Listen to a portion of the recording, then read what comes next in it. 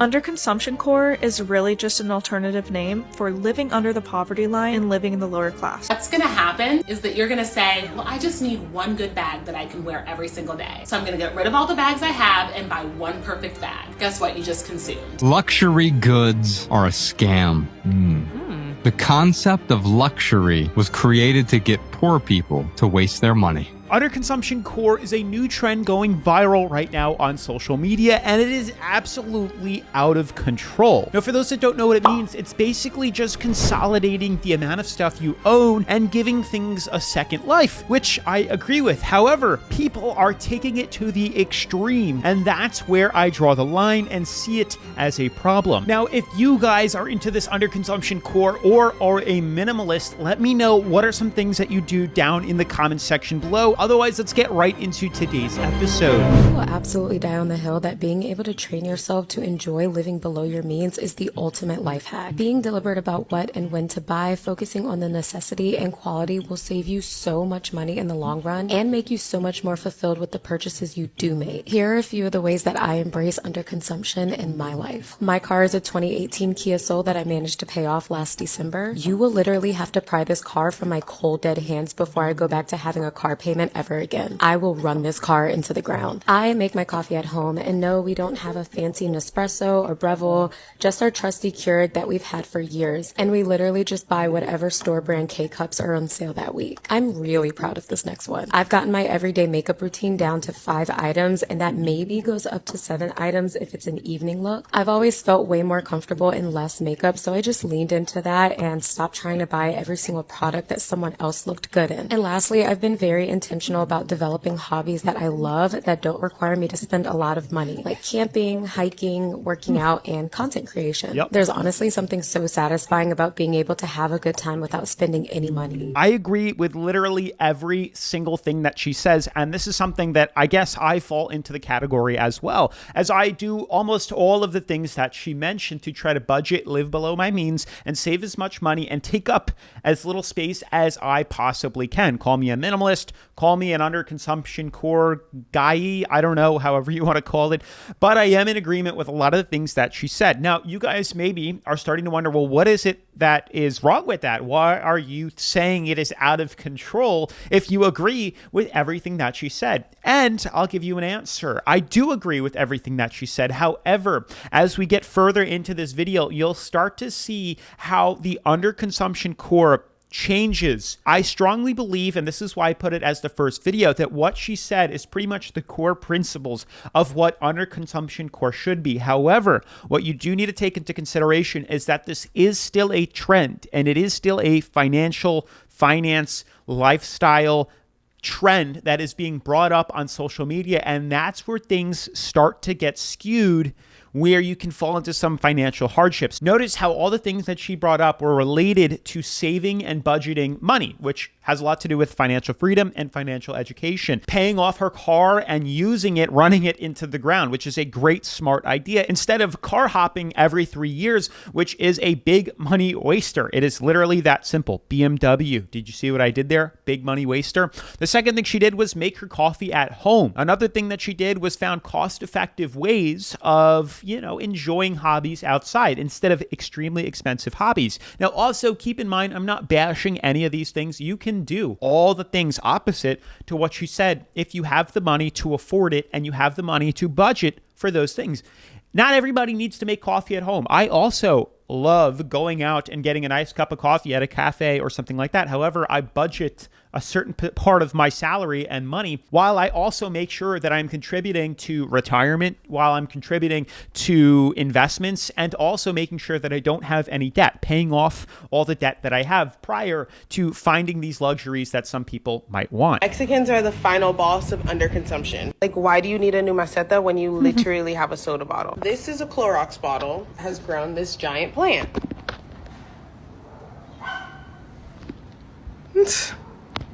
I accidentally killed my little Himador We have 2 more Nescafes that we're going to put a plant in. Now, this is another example of what underconsumption core is. You can see how it is definitely different from the first video in regards to finance, saving money, reducing your overall consumption of things. This second video kind of talks about giving things a second life instead of just throwing them out. Now, I don't know what did she say, a numiseta or whatever that was, but I can kind of understand her point. Instead of maybe buying pots for plants or some other alternative in the store, you could just reuse what you're currently using, what you currently have around the house. And I think this is also a great, and I mean a great thing to consider. Now, I'm not saying you have to adopt this lifestyle fully, because some people literally might just not like the aesthetic of having, water bottles and things like that. They might not consider it the trend that they want to do, but it just means consider the alternatives to certain things. The only reason why I threw this in here is just to show you guys, to open your mind about other alternatives and use cases. Obviously, you don't have to follow this to the extreme. Now, you might be able to think, hey, instead of, throwing out my used and raggedy shirts, I could use them as cleaning, as scrubs, or as I use them for cleaning my tires and rims on my car, instead of just throwing them out and specifically going out of my way and buying shop rags and shop towels. I use this instead, giving things a second life. That's all I'm trying to get those creative juices flowing. I'm pretty obsessed with underconsumption. Here are 3 things you can do to engage in underconsumption, starting literally wherever you are right now. Number 1, and this is really important, is declutter all of your belongings, go through them, and keep only the things that spark joy for you and the things that you feel like your higher self would own. Number 2, organize your belongings so that all like items are stored in the same place. So for example, put all your t-shirts in one place, all your water bottles in one place. And the function of this is that you're constantly taking stock of what you own in that category, and you can see where you have duplicates. You can see what you need, what you don't need. And number 3, I think that actually is a great idea that I think I just naturally do, but it is a good thing for some people that maybe have things a bit spread out. If you just have one water bottle in your kitchen, then one under the sink, and one in your bedroom, and one in your living room here, it only looks like one. But once you combine them all and you notice you have 17, water bottles accumulated, it starts to really grow in you, and you get to visualize, holy cow, how much I'm over-consuming. And if you guys haven't checked out my overconsumption video, I highly recommend you check that video out, as I'll link it down in the description, or maybe I'll have it either here or over here. But it's a great way for you to actually visualize all the stuff that you are over-consuming. And this also reminded me about something that I do. I kind of use like the 3 or 4 month rule. And what that means is if I haven't used it, I haven't touched it, I haven't played with it, I haven't noticed it or remembered it in the past 3 months, then I really don't need it. It's just extra. It's just useless. Go in your closet, look in your junk drawer. There's probably things in there that you've had for like 19 years and you're only holding on to it just because you want to hold on to it. Is ask yourself these 3 questions before you buy something new. So, is this who I want to be going forward? Would my higher self own this? And do I need this? If not, would it significantly improve my life?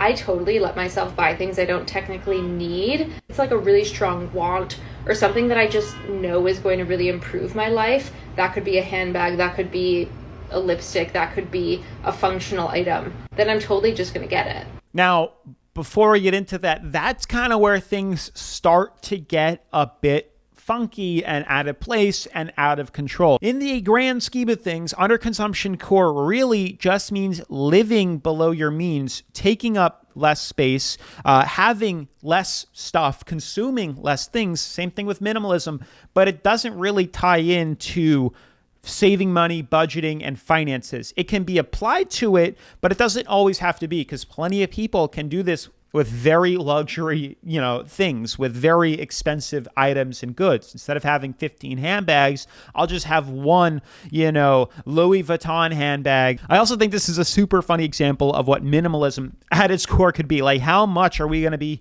this extreme with underconsumption? I mean, this dude's literally sleeping on a foam pad that pulls out.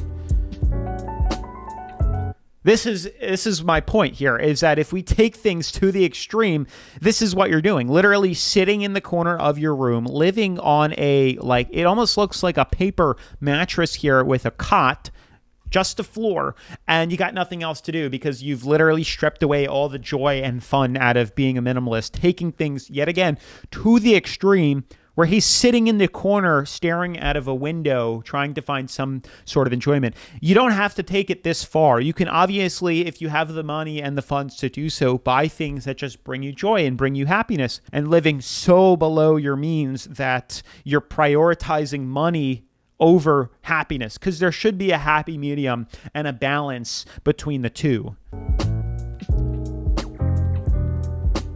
This is also a super good example because I was thinking too, and I had to throw this in here because I was like, I've seen this trend before years ago here, and like only now is it being brought back into, as a trend here. And I found this picture here which says guys really live in apartments like this and don't see any issue. And then somebody comments, it drives women crazy that men can just sit and be happy. Literally, look at what this is. If this is not the definition of what underconsumption core or minimalism is, I don't know what is, but it's a trend and something that's been going on for years. I don't know. I did the same thing in college dorms, and honestly, I'd probably be doing the same thing now after college if I didn't have a girlfriend who wants to furnish the house. Nothing wrong with that because we budget and have money for it. But otherwise, I literally would probably just have a couch and a TV stand, and that's literally it. And I guess it's not just men too, because this is a woman that has literally nothing. She goes, no bed frame because it hasn't felt necessary. So she's just sleeping on a mattress on the floor. And then what I thought was hysterical, she goes, buying what we need from the grocery store and using it all before buying more. And her fridge is literally bone stock empty. Super funny. I would do the same thing because a lot of things spoil. Like if you buy a ton of stuff at the grocery store and then you jam-pack fill your fridge, a lot of the stuff in the back is inevitably going to go bad. Now, I don't know if I've ever let it get this bad. Maybe if it was just me taking up the space that I live, could I get it to look this low here? But I do totally agree with what she's saying, that you should try to really use up everything that you have before going out and buying other things. Because otherwise, yet again, it's just going to sit in the cabinet, take up space, or inevitably expire. So it's another example of ways of budgeting, saving money, and under-consuming stuff.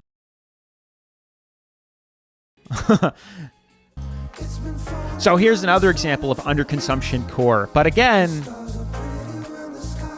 here's where things get a little different. Now, in the beginning, you saw that people still had certain things. They were living a certain aesthetic or lifestyle. And this is to the extreme again. Somebody living in a tiny home, which I guess is underconsumption, or just not being able to afford a larger house. I don't know where we draw that line here, but she also doesn't even have like electricity going to her house. She's gathering it from the sun. I don't know if this is minimalism. I don't know if this is underconsumption, but this is, again, another flavor or section of underconsumption core minimalism here.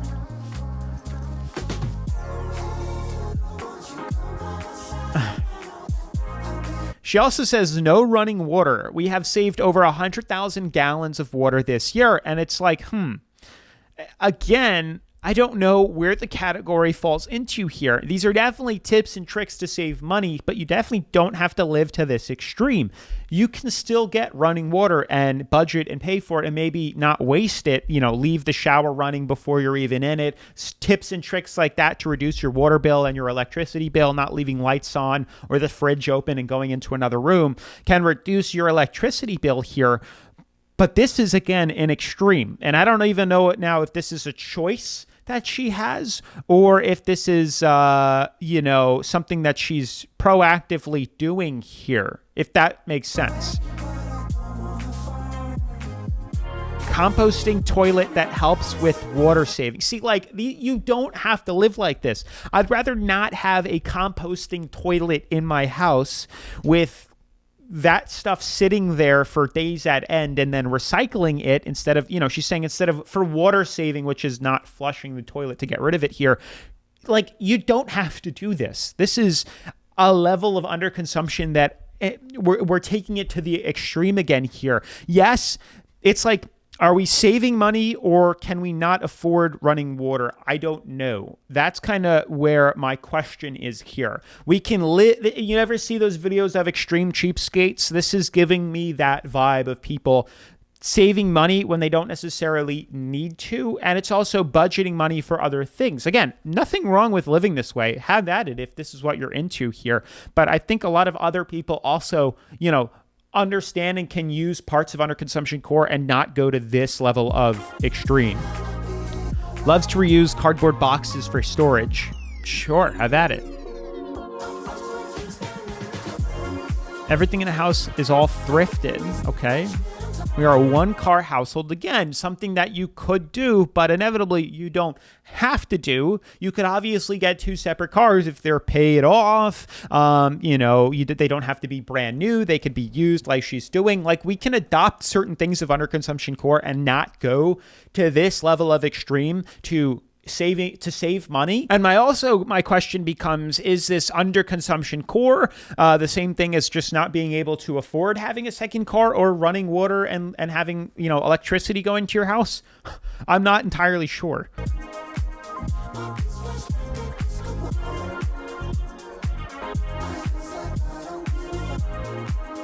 A tiny home, of course, because it's just 2 people. Like, I agree with a lot of the stuff. You can definitely adopt certain things from the underconsumption core movement and add them to your life, which is what I like to do instead of living it to the extreme here. I think the idea of a tiny house is pretty cool, and I think it's definitely something that I would consider. But the other things that she's doing, it's just not for me.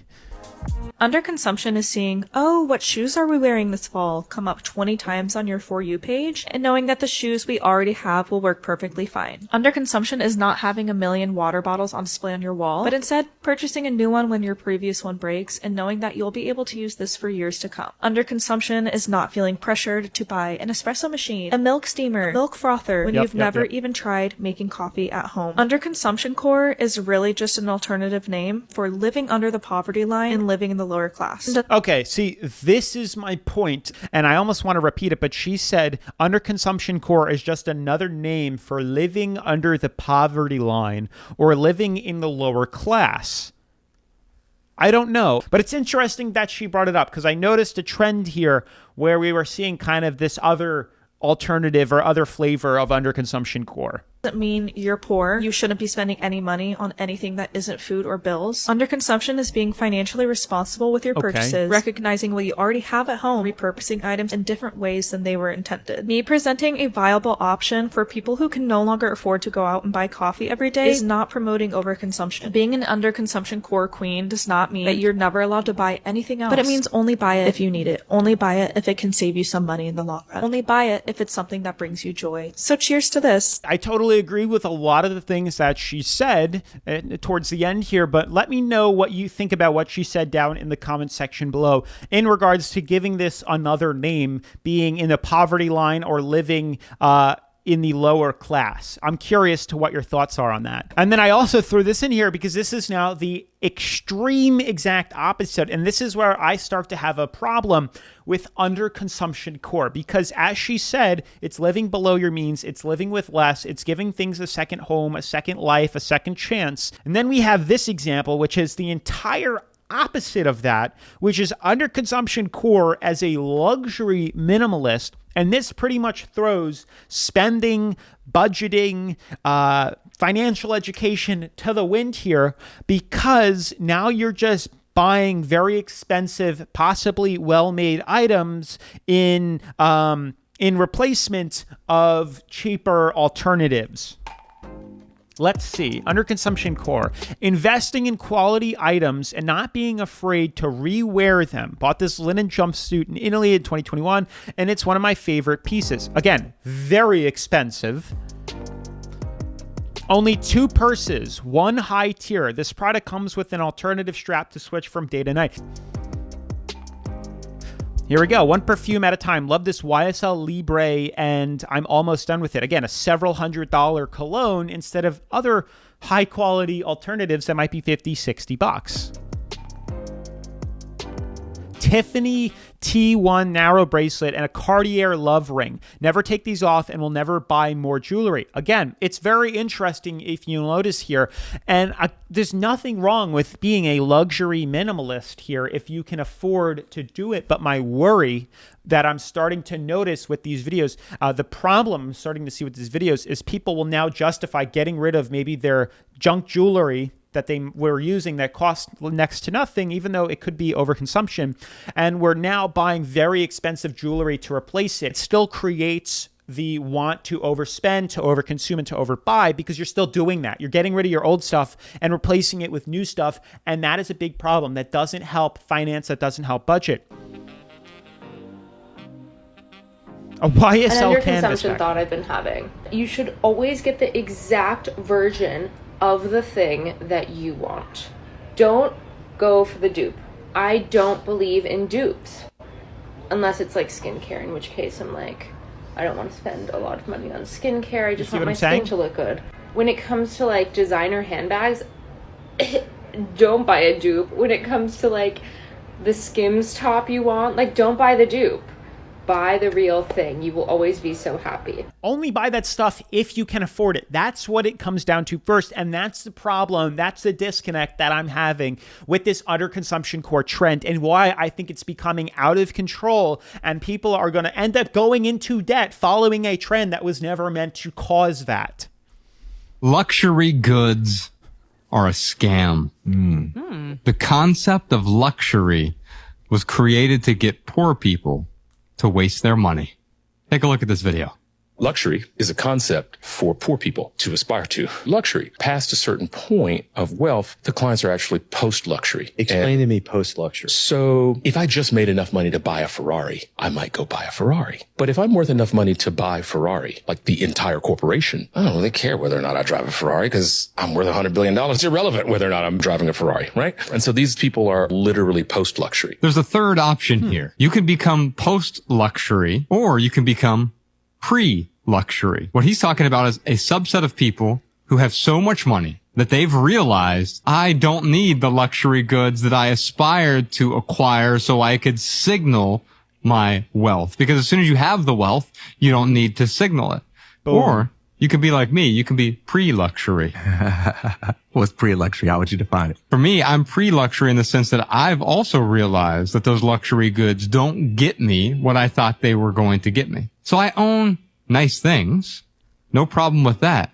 But there's no logo or status or signaling involved with my decision-making process for buying a thing. That is huge, and I love the way they explain that here, and I think that's really the problem that I am trying to touch upon here, and overspending to still prove a point. When you start accumulating money and you start getting money where you can afford a heck of a lot more than whatever it is that you want. For example, when I was growing up as a kid, designer sneakers, the Jordans, was a huge thing in my school and a huge social status here. And the second I was able to save up enough money for, let's say, Timberland boots or for Jordans, I went out and bought it. $200, I worked my butt off shoveling snow, and once I accumulated enough money, I went out and I bought those Timberlands. The only reason I bought those Timberlands, A, because I needed boots, but B, was because I wanted to show off to other people. I wanted to signal to other people that I could afford these expensive boots, and I wanted to afford these expensive Jordans. Now that I got older, and I can afford, those Jordans 10 times over, I don't buy them anymore. Now I'm buying shoes that are more comfortable, that will last a lot longer, instead of signaling to others that I can afford it by showing off my wealth in that sense. The romanticization of underconsumption core is a trap. If you have a real shopping problem, it's a trap. Do you need to shop less? Oh yes. Spend less? Hell yeah. Reorient the way you think about shopping? You can't afford not to. But compulsive shopping for clothes, accessories, makeup, and creating a fantasy life go hand in hand. Part of why you're shopping is that you're dissatisfied with yourself and your life as it exists. You create this fantasy life, this fantasy girl or woman, and you buy the things that this woman you want to be would own. And when you romanticize underconsumption, like, oh my God, there's this woman that only uses 5 luxury makeup products, that's who I want to be. Or, there's a beautiful montage of a beautiful woman under consuming and they've got that beautiful music laid over it, like, don't know why I didn't come. And you're just like, oh my God, I want to be her. I want to spend less. You're creating a fantasy life. And what that means is you are going to take the easy way out. Shopping less is the journey into yourself. It's facing your insecurities, your lack of self-worth. It's facing pain from your childhood. Like, there are a lot of different things that go into why people shop. And they're all pretty painful to deal with. They're all pretty painful to uncover and work through. And so you're gonna try and buy your way to underconsumption. I already see it happening. What's gonna happen since you haven't done the work and aren't doing the work alongside your declutter is that you're gonna say, well, I just need one good bag that I can wear every single day. So I'm gonna get rid of all the bags I have and buy one perfect bag.